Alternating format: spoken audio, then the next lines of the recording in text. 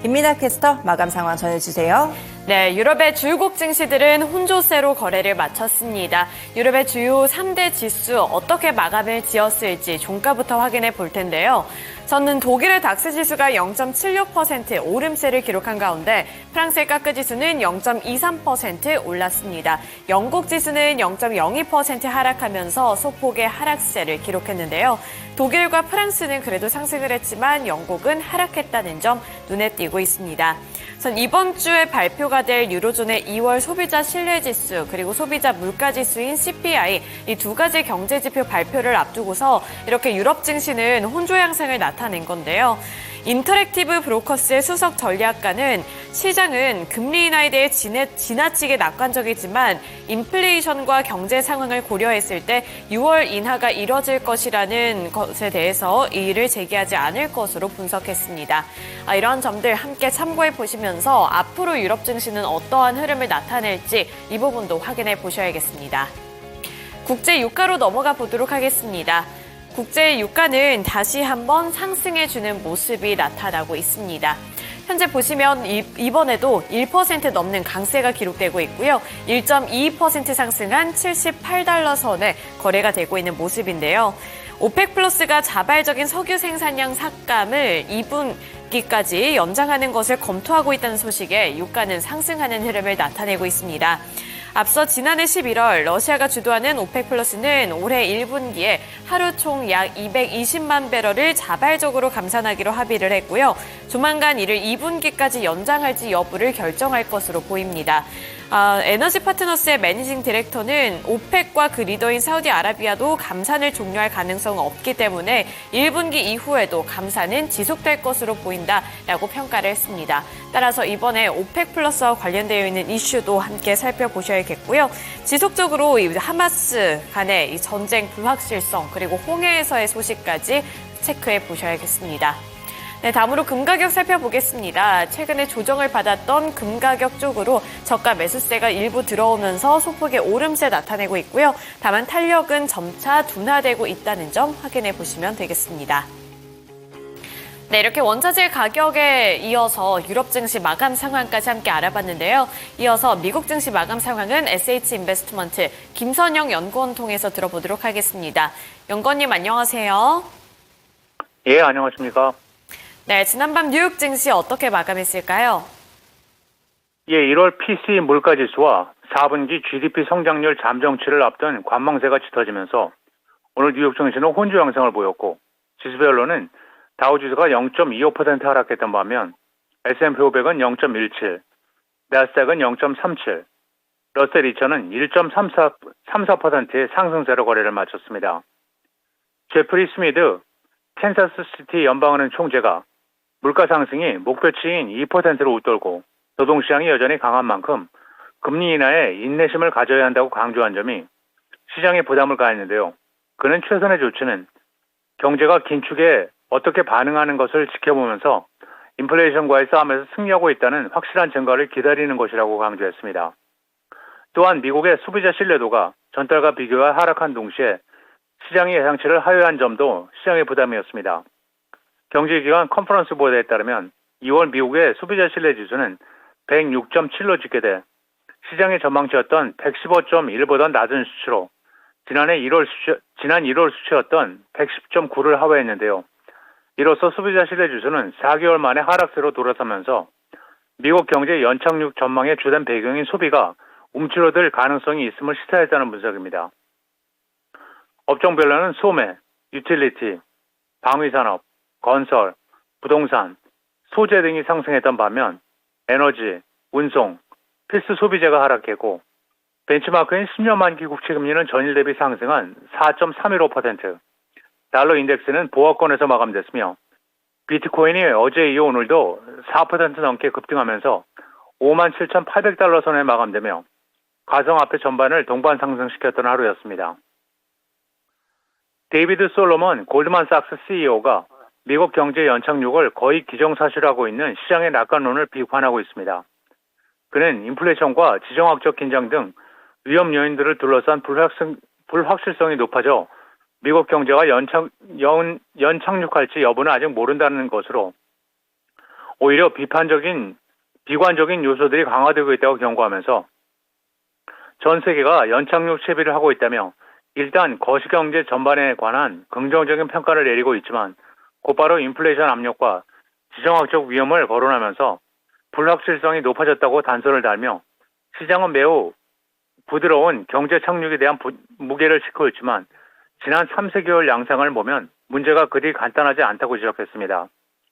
그는 현재 금융시장에서는 인플레이션이 하락 흐름을 지속해 연준이 금리를 내리고 이에 따라 미국 경제가 순항을 지속할 것이라는 전망 속에 올해 연준의 금리 인하가 최소 4차례 이상 이어져 미국 경제가 침체에 빠지지 않을 것이라고 낙관하고 있다면서 불과 한 달 전만 해도 시장에서는 올해 7차례 이상의 금리 인하를 전망했다면서 자신의 생각으로는 가당치도 않은 전망이라며 미국 경제의 3분의 2 이상을 차지하는 소비가 예전만큼 강력하지 않을 것이라면서 미국 경제 상층부는 여전히 매우 강력한 흐름을 지속하고 있지만 경제 하부의 지출은 둔화되고 있다고 설명하고 있습니다. 고금리 속에서 불구하고 경제 호황과 공급 부족으로 미국 20개 대도시의 주택 가격이 11개월 연속 상승했다는 소식입니다. 지난해 주택가격 상승률도 35년 동안의 연평균 상승률을 넘어섰는데요. S&P 케이스 실러에 따르면 20개 대도시의 주택가격 지수는 지난 12월 전달 대비 0.2%가 상승했고 이에 따라 주택가격은 지난해 연간 6.1%가 올랐으며 20개 대도시를 넘어 미국 전역의 주택가격을 측정하는 전국 지수 역시 12월 중 0.2%가 상승했으며 연간으로는 5.5%가 상승했다며 지역별로는 캘리포니아 샌디에고가 전년 대비 1년간 주택가격이 8.8% 급등해 미국의 대도시 가운데 집값이 가장 많이 올랐고 로스앤젤레스와 디트로이트 역시 8.3%의 상승세를 보이던 반면 오리건주의 포틀랜드는 0.3% 오르는 데 그쳐 상승폭이 가장 적었던 것으로 나타나고 있습니다. 한편 연방주택금융청 FHFA의 보고서에 따르면 12월의 주택가격은 전달 대비 0.1% 상승했고 지난 한 해 동안 상승률은 6.6%로 집계되는데요. 2023년 12월 기준으로 기존 주택의 중간 가격은 38만 2,600달러, 신규 주택 가격은 41만 3,200달러였으며 S&P 측은 2023년의 주택가격 상승률은 지난 35년간의 연평균 상승률을 넘어선 것으로 집계됐다고 밝혔습니다. 비만과 당뇨병에 대한 이상 실험에서 긍정적인 결과를 발표한 샌디에고 기반의 바이오 업체 바이킹 테라퓨틱스의 주가가 오늘 121%가 폭등한 $85 5센트의 거래를 마쳤습니다. 회사 측은 주사제와 경구 치료제로 개발 중인 GLP-1 수용체를 포함한 체중 감량 약물 VK2735의 이상 실험에서 긍정적인 결과를 보였으며 이 시험은 1차 및 2차 임상의 모든 평가 변수를 전부 충족했으며 위약에 비해 모든 용량에서 체중이 통계적으로 유의하게 감소한 것으로 나타났다면서 매주 약을 투여받은 환자들은 13주 후에 체중이 최대 14.7% 감소했다고 지적했습니다. 이 치료법은 안전하고 내약성이 좋았으며 부작용의 95%는 대부분 경증 또는 중등으로 간주되지 않는 위장관 부작용이었다면서 회사 측은 이 약의 치료권 환자의 최대 88%가 10% 이상의 체중 감소를 달성했다고 말했습니다. 마지막으로 내일은 상무부의 1사분기 GDP 수정치가 발표되며 시장 예상은 전분기 대비 1.5%의 증가이며 이어 모기지은행협회의 주간 모기지 신청 건수, 에너지청의 주간 원유 재고량이 발표되고 다우지수의 구성 종목인 세일스포스를 시작으로 다임 브랜드, 어드밴스 오토파스, CS3AI, AMC 엔터테인먼트, 와비 파커, TJX 컴퍼니스, 스노우플레이크, 옥타 잉크, 싱클레어 브라도캐스트, 몬스터 베버리지, 제임스 리버 그룹, HP 잉크, VIP 숍, 타빌라 LTD, 제스 파머스리컬, 그리고 스톤 브리지 잉크가 지난 분기 실적을 발표할 예정입니다. 네, 이렇게 실적 발표 일정까지 함께 들어봤습니다. 오늘 말씀 고맙습니다. 네, 감사합니다. 네, 이렇게 유럽 증시에 이어서 미국 증시 마감 상황까지 함께 알아봤는데요. 그렇다면 국내 증시는 어제 어떠한 모습으로 시장을 마쳤을지 국내 증시 마감 상황도 함께 알아보도록 하겠습니다. 먼저 코스피 그리고 코스닥의 종가부터 확인해 보도록 할 텐데요. 먼저 코스피 지수부터 확인해 보겠습니다. 코스피는 0.83% 하락한 2625포인트 선의 종가를 기록했는데요. 어제 코스피 다소 아쉬운 흐름을 기록했습니다. 장 초반부터 마감 때까지 낙폭은 더욱더 키워지는 분위기였고요. 점점 더 가팔라지는 모습으로 0.83%대까지 낙폭을 확대하는 모습이 나타났습니다. 따라서 어느덧 2620포인트 선까지 밀려 내려가는 흐름이었고요. 코스닥도 살펴보도록 하겠습니다. 코스닥도 1% 넘는 약세 흐름 기록하면서 코스닥은 코스피보다도 더 큰 하락폭을 기록했는데요. 1.57% 내린 853포인트 선의 종가를 기록했습니다. 우선 이 코스닥 같은 경우에는 코스피와 마찬가지 양상으로 시간이 지나면 지날수록 낙폭이 더욱더 깊어지는 흐름을 나타냈는데 장중에는 850포인트까지 찍으면서 850포인트 선도 간당간당했습니다. 그런데 마감 직전에 그나마 조금 반등 시도해주면서 850포인트 선, 853포인트 선에서 종가를 형성해내는 모습이었고요. 선물지수 같은 경우에도 0.75%의 내림세가 기록됐습니다. 수급 상황 체크해 보겠습니다. 먼저 거래소의 상황부터 살펴보도록 할 텐데요. 전일 수급 상황을 살펴보시면 거래소에서는 기관 투자자들의 매도세가 큰 폭으로 나타났습니다. 외국인은 상대적으로 359억 원의 매수 우위를 기록하면서 자금을 유입시켰지만 기관 투자자들이 507억 원의 매도 우위를 기록했고요.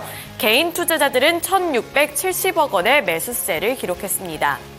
코스닥 살펴보시면 코스닥에서는 외국인과 기관이 함께 매도했고요.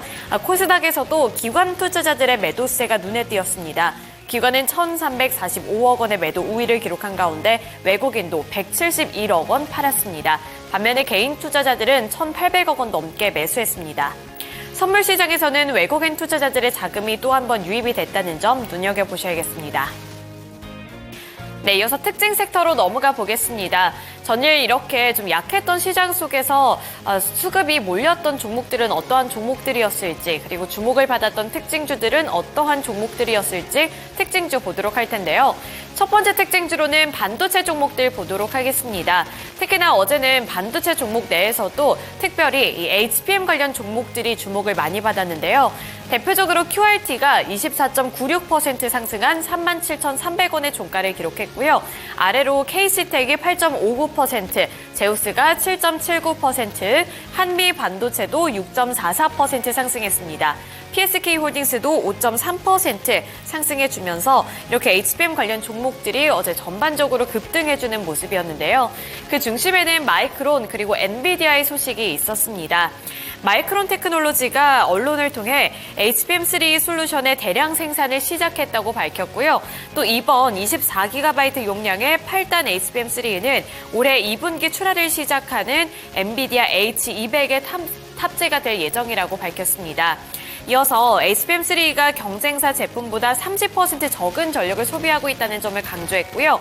애플리케이션을 구동하는 칩에 대한 수요 급증에 대응을 할 수 있을 것이라는 점을 밝히면서 이렇게 반도체 종목 내에서 HBM 관련 종목들이 강세를 기록했습니다. 우리나라 증권업계 전문가들의 분석도 살펴볼 텐데요.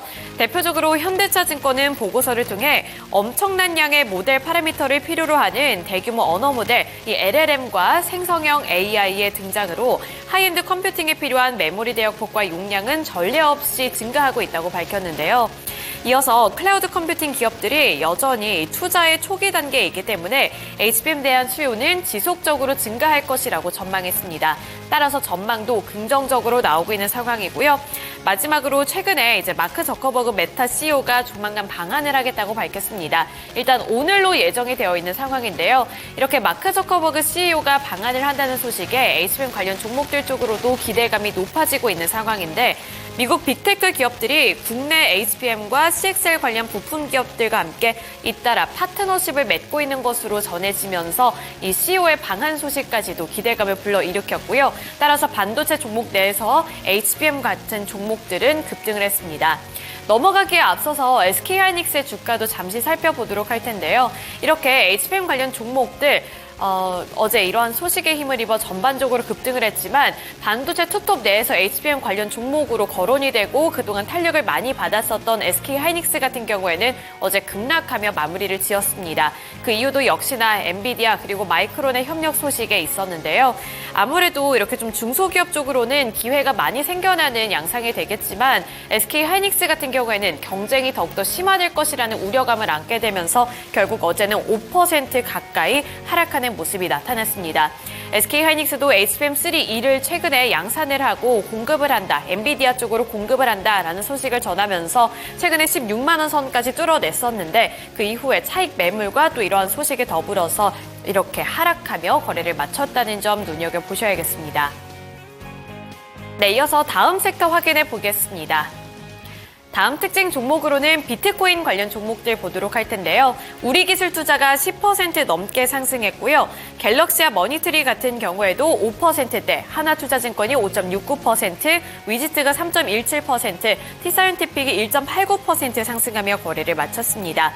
참 비트코인이 다시 한번 강세 흐름을 지속을 하고 있고 2021년 12월 이후에 5만 6천 달러 선을 돌파했다라는 소식에 우리나라에서도 비트코인 관련 종목들이 강하게 상승을 했습니다. 또 이 밖에도 NFT가 가상자산이 될 수 있다는 가능성이 거론이 되면서 이렇게 가상화폐 관련 종목들 쪽으로 매수세가 확산이 된 건데요. 우선 한국과 미국 금융당국이 블록체인 기반 디지털 소유권, 이 NFT를 가상자산의 일종으로 인정을 할지 여부를 논의할 것으로 보입니다. 그동안 가상자산 범주에서 제외가 됐었던 NFT를 가상자산에 포함하는 방안이 유력할 것으로 보이면서 이렇게 비트코인 또 가상화폐 관련 종목들 쪽으로 투자자들의 자금이 유입됐습니다. 네, 이어서 마지막 특징 종목 확인해 보겠습니다. 마지막 특징주로는 조선주들 확인해 볼 텐데요.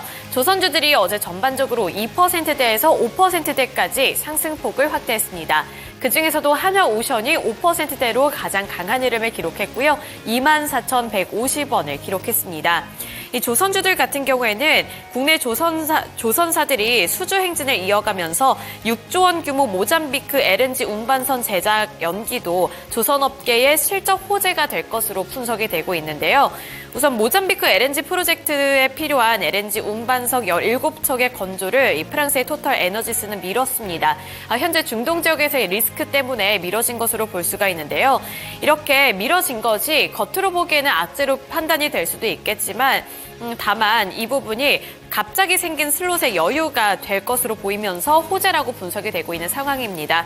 최근 들어서 수주 행진을 이어갔기 때문에 별다른 타격이 없을 거라는 분석이고요. 따라서 조선주들이 어제 전반적으로 강하게 마무리 지었습니다. 네, 이렇게 전일장 특징 종목들까지 함께 알아봤고요. 지금까지 글로벌 증시 마감 시황이었습니다.